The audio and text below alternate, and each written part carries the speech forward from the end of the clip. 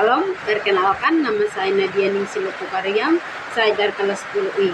Di sini saya akan mempresentasikan mata pelajaran ekonomi mengenai kegiatan ekonomi.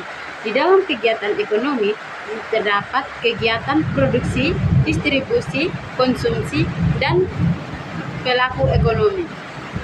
Pelaku ekonomi yaitu rumah tangga konsumen, rumah tangga produsen, pemerintah, dan luar negeri. Di sini saya akan mempresentasikan yang pertama yaitu produksi. A. Produksi. 1. Pengertian produksi. Produksi adalah kegiatan menambah faedah atau kegunaan suatu benda atau menciptakan benda baru sehingga lebih bermanfaat dalam memenuhi kebutuhan. Di dalam kegiatan produksi terdapat produksi barang dan produksi jasa. A. Produksi barang.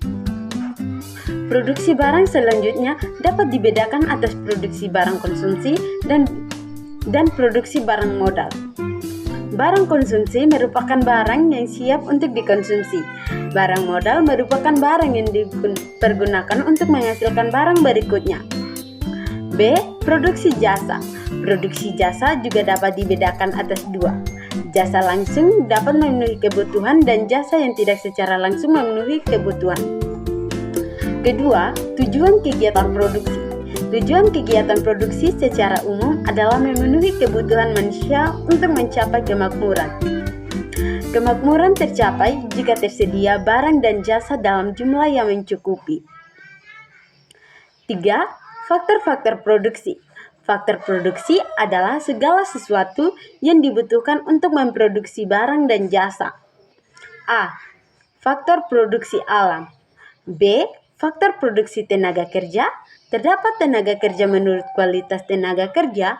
Ada tenaga kerja terdidik, tenaga kerja terampil, tenaga kerja tidak terdidik, dan tidak terlatih.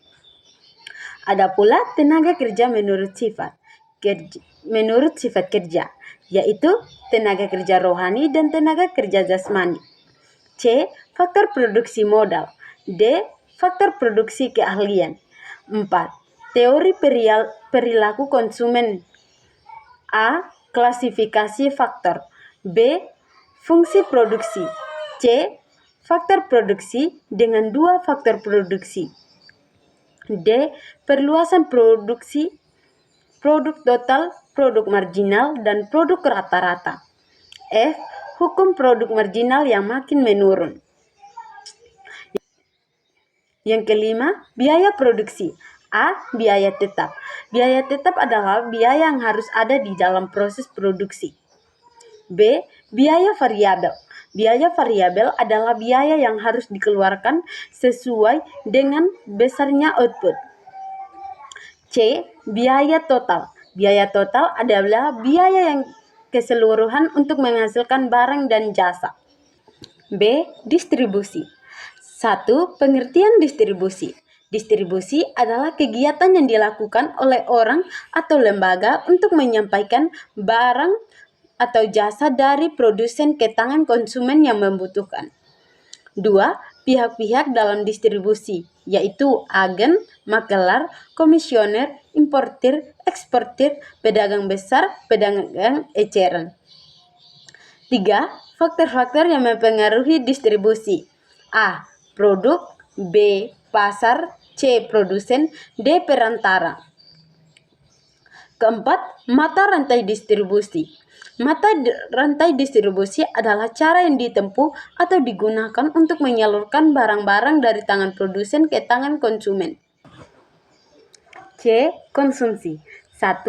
Pengertian, ciri-ciri, pembagian benda, konsumsi. A. Pengertian konsumsi. Konsumsi ialah suatu kegiatan yang bertujuan mengurangi atau menghabiskan faedah suatu benda dalam rangka pemenuhan kebutuhan. B. Ciri-ciri benda konsumsi. 1. Benda-benda yang dikonsumsi adalah benda ekonomi. 2. Benda yang dikonsumsi ditujukan untuk memenuhi kebutuhan hidup. Yang ketiga, manfaat nilai atau volume benda-benda yang digunakan tersebut akan habis sekaligus atau berangsur-angsur. C. Pembagian benda konsumsi. Suatu benda yang habis dalam sekali pemakaian 2. Benda yang pemakaiannya berulang-ulang atau pemakaiannya dalam waktu relatif lama. 2. Tujuan kegiatan konsumsi. Tujuan kegiatan konsumsi adalah untuk memenuhi kebutuhan hidup secara langsung. 3. Faktor-faktor yang mempengaruhi konsumsi. A. Faktor ekonomi. 1. Tingkat pendapatan. 2. Tingkat harga barang dan jasa. 3. Ketersediaan barang dan jasa. B. Faktor non-ekonomi. 1. Jumlah tanggungan keluarga. 2. Tingkat pendidikan. 3. Tempat tinggal. 4. Lingkungan, sosial budaya, agama, dan adat istiadat. 4. Teori perilaku konsumen. Konsep dasar perilaku konsumen menyatakan bahwa konsumen pada umumnya selalu berusaha mencapai utilitas yang maksimal dari pemakaian benda yang dikonsumsinya. A. Pendekatan kardinal. Pendekatan kardinal didasarkan pada asumsi bahwa tingkat kepuasan yang diperoleh konsumen dan dari konsumsi suatu barang dapat diukur atau dikuantifikasikan dengan satuan tertentu seperti uang, jumlah, atau buah, seperti 1 hukum Gosen. Hukum Gosen 1 berbunyi, jika pemenuhan kebutuhan akan suatu jenis barang dilakukan secara terus-menerus, maka rasa nikmatnya mula-mula akan tinggi, tetapi makin lama kenikmatan tersebut makin menurun, sampai akhirnya mencapai batas. 2. Hukum Gosen 2 menyatakan bahwa konsumen akan melakukan konsumsi sedemikian rupa sehingga nilai guna marginal setiap barang dan jasa dikonsumsi sama. D. Pelaku ekonomi. 1. Rumah tangga keluarga atau konsumen. Ada 2 peran yang dimainkan oleh rumah tangga keluarga dalam kegiatan ekonomi. Pertama adalah sebagai konsumen, yang kedua rumah tangga keluarga juga berperan sebagai penyedia jasa faktor produksi seperti tenaga kerja. 2. Rumah tangga produsen.